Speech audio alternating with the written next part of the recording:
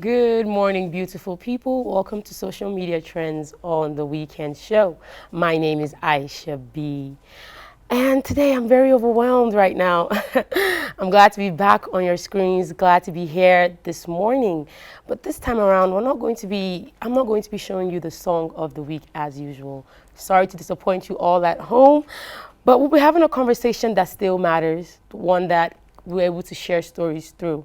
So just get right into it. I want you to help me welcome a special and a smart student all the way from Ukraine.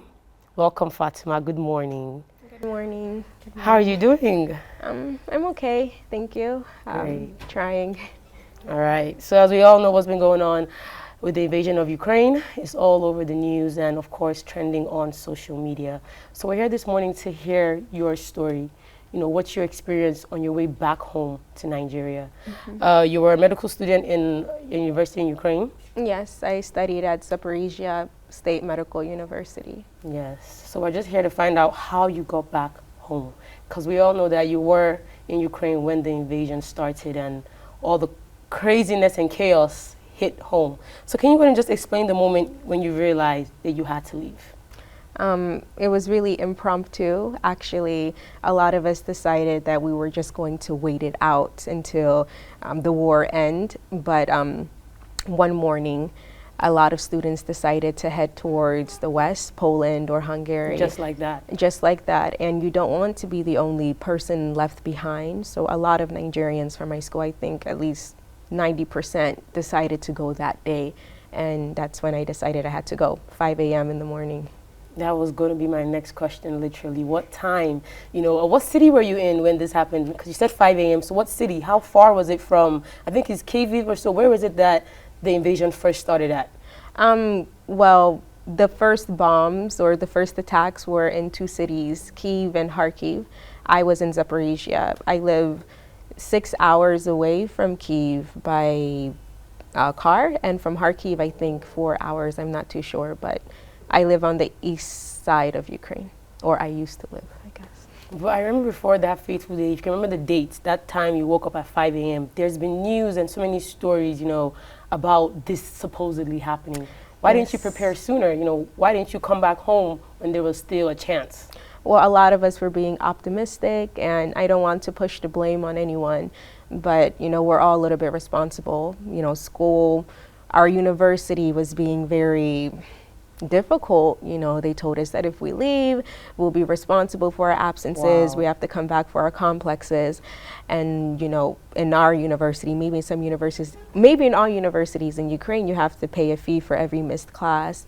And so you were avoiding that? We were avoiding that, yes. And the school said that we were going offline next week. It was a lot of mixed feelings, and everyone was trying to be optimistic.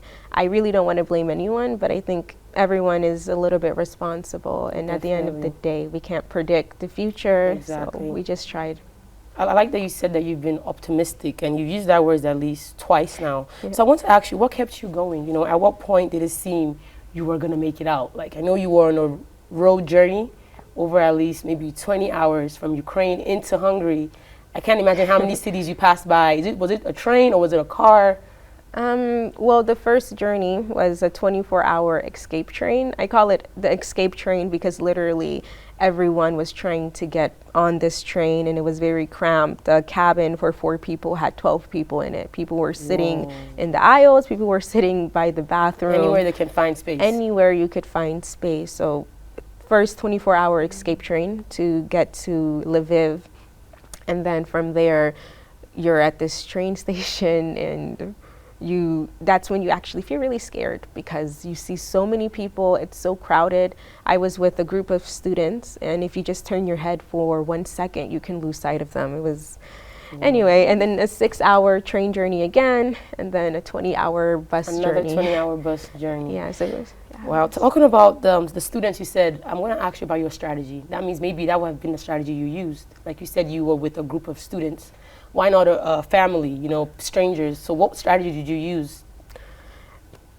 Well, everything was really sudden. I went to the hostel. I went to school on campus to be with students to get information, and we just grouped up. And then there was no strategy really. We were heading towards Poland, but as soon as we got off at the first station, we noticed that, okay, Poland is not a good option because of everything we heard about the borders. So we decided to go towards Hungary, which added more time to our journey. There was no strategy. It was just stay together, share information, you know, who can get a bus, who knows someone that could give us tickets or something. I guess the strategy was just stay together, share information. That's it. You know, in Ukraine, there's this language barrier. So the students you met, were they able to speak their language, or they only strictly stay and stick to English like you? English. Wow. Language barrier all throughout, literally. There was no, yes. All right, so just to keep it going, because we do have some news we were hearing back at home through social media. We had videos about racism and discrimination happening at different borders and at muster points. Did you experience any of that? Was it something you saw and you felt it firsthand? Yes, actually, at the first train station in my city, you know, there were Ukrainians and then also a lot of foreigners getting on this one train. And that was the very first time I experienced some type of discrimination. There was, you know, Ukrainian families, and if you wanted to get on this train, you could have people literally pushing you off, like pushing your head off the train so their family could get on. Like through certain small spaces, they're pushing your head off the train, yes, to get their family on. And it's not like we were preventing them. We were actually willing. We step aside so their children can get on, but they just kept on persisting. And we also want to get on the train, and then, you know, they wanted to push us off. And I get that fear can make you act nasty, because I don't think Ukrainians are racist. I mean, maybe ignorant, but not racist. At that one moment, you felt the racism. Yeah, I really felt the discrimination. I did. Wow. So when you arrived back, what was the first thing you did? You know, how are ways you're moving forward right now? I mean, because as I spoke to you, you mentioned your clothing, you left your computer back in your apartment, and you might not have what to wear. How do you deal with all these sudden consequences, you know, just having to leave Ukraine like that? Well, yes, I really didn't have anything coming here. Coming back, I left everything because I didn't know I was leaving. I guess I'm just trying to replace the small things I lost, like a towel. I guess that was the first thing I bought so I could take a shower. I'm just trying to replace the things I lost. I'm not thinking about school right now. The options are very slim, you know. Yeah, so right before we leave, just one important question, you know, because it has to do with a lot of stories you were hearing. So numerous Nigerians felt that the Nigerian government could have acted sooner. You know, you being in Ukraine, how did you feel about the government's pace on this issue? Because there were Israelis also that were also being evacuated by their own government. They flew a plane straight into, was it Ukraine or where? Where did they meet their own students? And how did that make you feel that before you knew it, 2 days had passed, you're not hearing about the Nigerian government with a plane coming out to pick the Nigerian students? Actually, I don't feel any resentment or any negative emotions. I felt like the pace was actually normal. It was a no-fly zone. I didn't expect the government to come into a war zone and pick up students. The plane would get shot down by Russians, possibility right? that may happen. Yeah, so actually that is another reason why we went towards the West, because if we were going to be evacuated, it wasn't going to be from Ukraine. That was another reason why. So I felt like the pace was normal. I mean, at the end of the day, we were evacuated. The government tried their best, I guess, in some areas. So I think the pace was normal. Yeah. So were you evacuated by the government, or you had your parents bring you back down on their own? Actually, I left by commercial flight. When I landed in Budapest, not landed, but when I guess crossed the border to Budapest, we were looking for the evacuation flights, but a lot of the information was kind of disorganized, so a lot of people decided to book their own flights. And the evacuation did come through at the end of the day, but we already booked our flight, so well, thank you for sharing your story. I mean, the details. Here I am still feeling a bit scared, you know, but you're back here, but I can still imagine the emotions. So I'm just going to have one more last question for you. Is there something you want to say to other students? You know, you met some few people as you were coming. You said that you wanted to share your story. So here you are doing that. So share something with Nigerians who are watching right now. Any few words you'd like to give?